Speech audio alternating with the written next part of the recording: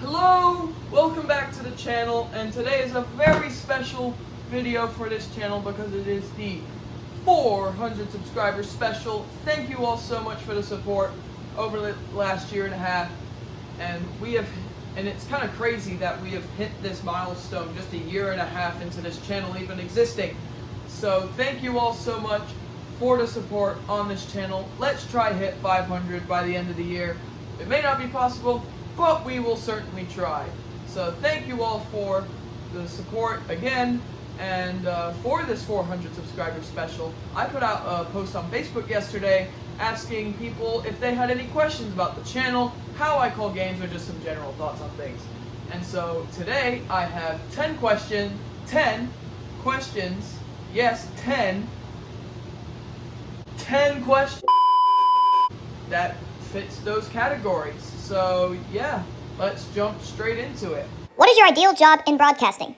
I created this YouTube channel, and I'll explain it more later, to kind of give myself an online profile for being a play-by-play announcer, specifically for high school sports, because that's what this channel is based on, high school sports. So yeah, this channel is just giving me an online profile for being an announcer, and I'd say it's gone pretty well so far. So yeah, that's a good question. Thank you.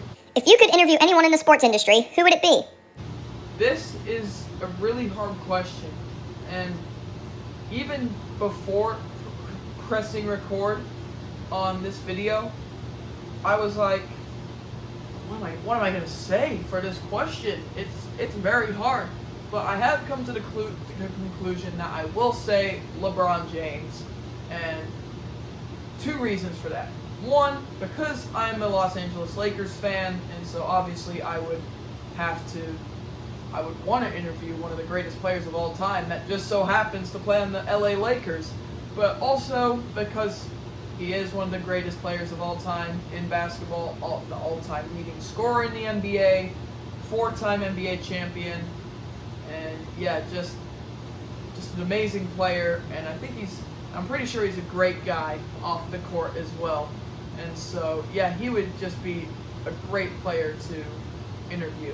But that's a very good question, so thank you for that. How did you become so interested in broadcasting, and what led you to start Ben Webster Sports? And this is an interesting one because, Mother, I'm pretty sure you have been with me for my entire life to know the exact answer to these questions, but I'm still going to answer them anyway. So how did I become so interested in broadcasting? So earlier in my life, when my family and I were living in England, we had FIFA 15 on our Nintendo Wii at the time. And so I would go into the game settings, and I would go to the audio setting and turn the in-game commentary slider all the way down to 0. So, and the reason for that is you don't want the same generic commentary from the in-game commentators every single game. It gets boring, and you just don't want to listen to it every single game. So my thought process on that was so I could just give myself authentic commentary on every single game that I played. And at first it was just kind of for fun, but then it just kind of turned into an actual interest. And I'm still calling my own video games today. I'm doing it right now on College Football 26 for my Oklahoma State dynasty. So yeah, it's pretty much always been something I've been interested in, just broadcasting or announcing games. And what led me to start this channel, again, to give myself an online profile for my broadcasting. And so yeah, that's pretty much why this channel exists, really. Question about your thoughts on things. What sound do you think a flamingo makes? I'm gonna get absolutely flamed for this. What is the most difficult part of commentating? I will definitely say that trying to fit all the information that you have going into a game, because obviously you have to do research on both teams and just some general information around the game in itself. Trying to fit all that information into a game is pretty difficult, and the reason why is because, especially because I'm calling games on the radio, you have to be more descriptive because the listener isn't watching the game. So you have to paint a picture in their head of what is happening at all times. And so that's difficult in itself. And trying to fit other information into that is even more difficult because in a game like basketball, it's just fast-paced and it's very continuous. And so it's hard to fit information in there. And so, yeah, that's definitely the most difficult part about broadcasting a game. But that's a very good question. Thank you. Hey Ben, when you're dreaming about commentating on the Premier League's finest, who's banging in the goals up front for Spurs? I'm going to put this very simply. Not anyone who has any ambition of achieving any success in their careers. Next question. Mustard or ketchup? If I had to pick between mustard and ketchup, I would go with ketchup all day. And call me Patrick Mahomes because I love my ketchup. It goes on pretty much everything that I eat that would go well with ketchup, like pizza, fries, burgers, pancakes. Wait. What is the most exciting high school sports event you've been to? And again, this is such a difficult question because this just made me think through all of the high school sporting events that I've been to throughout my life. But if I had to pick just one, I would have to go last year in the HOI Conference Championship game for basketball when EPG beat Tri-Valley in overtime, and that was just an incredible game to watch. And even my brother got in for a second or two. So that was also fun, calling my brother on the radio with a lot of viewers on YouTube as well. And so, yeah, that was just a very fun game to watch, and it was so exhilarating just hearing the atmosphere that was in the Shirk Center there, and just the fallout from Bob Schaefer's game-winning shot, just how crazy that whole moment was. And yeah, it was such a crazy game, such a great game, and I'm very blessed to have been calling that game when that happened. So yeah, that's my answer for that. How do you remember all the facts and figures about the individuals and teams? And so I do two different things for a game. I do my pre-game research and I do my in-game statistics. So for pre-game research, my main source of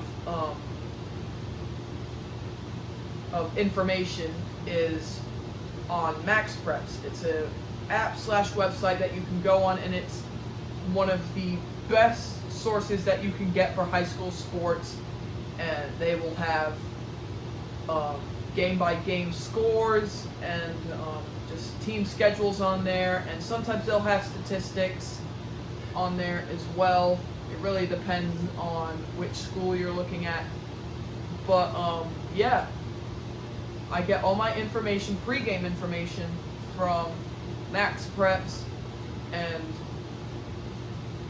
I just put that all onto like a Google Doc so I can have it in front of me on my computer when I'm calling the game. And in game, for basketball, my dad makes this spreadsheet where you can just enter 2 or 3 or even 1 to how many points a player already has, and then it just kind of adds up. So that it's a very cool thing. My dad is very good at spreadsheets. He is my #1 guy for statistics, technology, anything that happens behind the scenes at those games. And he has some very good insights at halftime too. So I'm very glad that he gets to do that. So I'm very thankful for my dad. Shout out to him, by the way.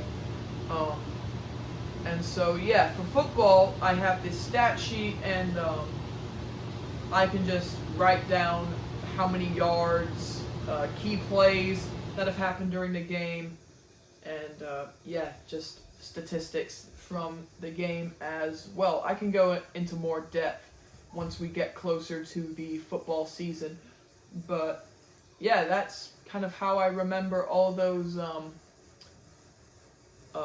figures, if you will. What has been your favorite broadcasting moment so far? This has a lot of context to it, so I'm just going to be as quick as I can in explaining this in context. So, week 6, Shelbyville last year for football. It was their homecoming night. It was my first game on the radio that I was calling with Andy Hitty.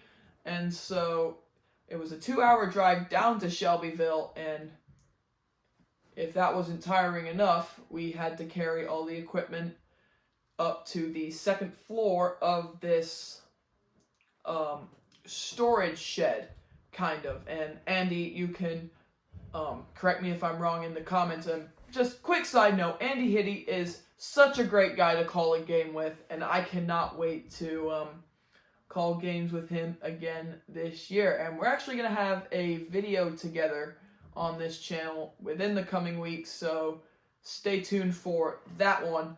But yeah, so we get there and we're on the second floor of this storage shed, and there is this back table that is behind the front row of tables that is right in front of these windows. And the reason why I call it windows is because they didn't have any window panes in them. And yes, it's weird. A window without a window pane. And so that's why I say windows. But anyway, that whole front row right in front of the windows was all Shelbyville staff, the PA announcer, and our EPG coaches that go into the press box that are just like, they were just kind of sat in the corner. But because that row was filled up, Andy, my dad, and I had to be on this back table where we had everything set up, and we had to look over the shoulders of these guys that were in the front row. And luckily I'm tall, so I pretty much saw most things that happened. But it was difficult to see because there was these brick, there was a lot of brick sections that split the windows. So yeah, it was just difficult to see. And so this is where it comes to my favorite moment, is because late in that game, Javion Maxson scored the game-winning touchdown, 64 yards, I think. Again, Andy, please correct me in the comments. But such an electric moment, definitely my favorite moment of all time. And I will never forget it. And the reason why is because the whole Shelbyville, everyone affiliated with Shelbyville was just dead silent in that room. And I'm over here, and the coaches are celebrating, but I'm over here yelling, "He could go all the way!"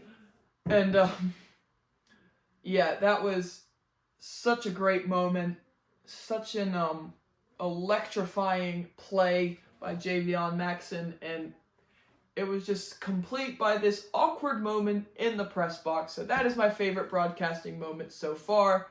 Maybe we can get an even better one this year. And so, yeah. So that will do it for this video. Thank you to everybody who posted your questions in the comments of that Facebook post. I really appreciate it, and it just gave me an opportunity to waste your guys' time.